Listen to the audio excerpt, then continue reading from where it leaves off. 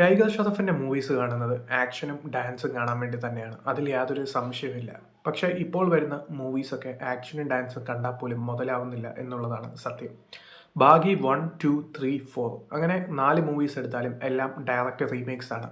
ഒരിക്കലും ഒഴിവാക്കാൻ പറ്റാത്ത സംഭവങ്ങളാണ് ബോളിവുഡിലെ റീമേക്സ്, പ്രൊപ്പഗണ്ട മൂവീസ്, ടെററിസമുള്ള സിനിമകൾ, കരൺ ജോഹറിൻ്റെ മൂവീസ്, അതുപോലെ തന്നെ പല പല ഹോളിവുഡിൽ നിന്ന് ടോം ക്രൂസിൻ്റെയും ബ്രാഡ് പിറ്റിൻ്റെയും ഒക്കെ സിനിമകൾ അടിച്ചു മാറ്റുന്ന കൈൻഡ് ഓഫ് മൂവീസ്.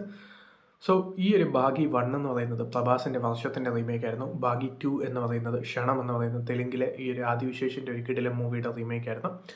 സോ അതുപോലെ തന്നെ ബാഗി 3 എന്ന് പറയുന്നത് ഈ ഒരു വേട്ട എന്ന് പറയുന്ന മാധവൻ്റെയും ആര്യയുടെയും ഒരു സിനിമയുടെ റീമേക്ക് ആയിരുന്നു.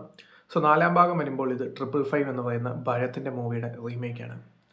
സോ ഈ ഒരു മൂവി ആ ഒരു പാറ്റേൺ തന്നെയാണ് റിപ്പീറ്റ് ചെയ്യുന്നത്. പക്ഷേ ഈ തവണ ഡയറക്ടർ മാറി. അഹമ്മദ് ഖാൻ എന്ന് പറയുന്ന കൾട്ട് ഡയറക്ടറിന് പകരം ഇവിടെ വന്നിരിക്കുന്നത് ഹർഷ എന്ന് പറയുന്ന ബജ്റംഗിയൊക്കെ എടുത്ത് ശിവരാജ് കുമാറിൻ്റെ സിനിമ ചെയ്ത ആ ഒരു ഡയറക്ടറാണ്.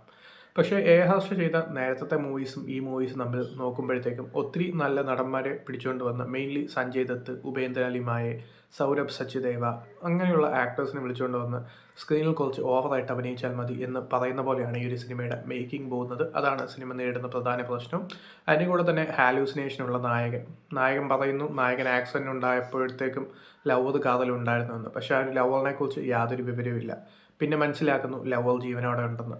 സോ അങ്ങനെ ലവറിനെ തപ്പിപ്പോകുന്ന നായകൻ, പിന്നെ അങ്ങോട്ട് ക്ലൈമാക്സിലുള്ള വലിയൊരു ഫൈറ്റ്, അങ്ങനെ പോകുന്ന കഥയാണ് ബാഗി 4 എന്ന് പറയുന്നത്. ഈ ഒരു സിനിമ 2-3 ദിവസം എടുത്ത് കണ്ടു തീർക്കാൻ പറ്റുമെന്നുള്ളത് മാത്രമാണ് ഈ ഒരു സിനിമയുടെ പ്രധാന പ്രശ്നം. കാരണം ഇതിൽ ടൈഗർ ഷറഫിൻ്റെ പ്രണയകഥയാണ് വലുത്, വില്ലനായ ചാക്കോയുടെ പ്രണയകഥയാണ് വലുത് എന്നുള്ളൊരു ഡൗട്ട് നമുക്ക് തോന്നും. അതാണ് സിനിമയുടെ പ്രധാന പ്രശ്നം. അത്രയും ക്രിഞ്ചായിട്ടുള്ള സീക്വൻസസ് ആണ് എഴുതി വെച്ചിരിക്കുന്നത്. എസ്പെഷ്യലി ഏറ്റവും നല്ലപോലെ വില്ലൻ വേഷം ചെയ്യാൻ ഇന്ത്യൻ സിനിമയിൽ തന്നെ കപ്പാസിറ്റിയുള്ള സഞ്ജയ് ദത്തിനെ വിളിച്ചുകൊണ്ടൊന്ന് കാണിച്ചേക്കുന്ന സംഭവങ്ങളൊക്കെ കാണുമ്പോൾ തന്നെ നമുക്ക് പ്രത്യേകിച്ച് ഒന്നും തോന്നുന്നില്ല എന്നുള്ളതാണ് സത്യം.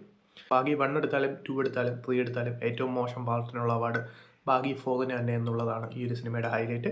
സോ താല്പര്യമുള്ളത് കണ്ടു നോക്കാം. ആമസോൺ പ്രൈം വീഡിയോയിൽ അവൈലബിൾ ആണ്.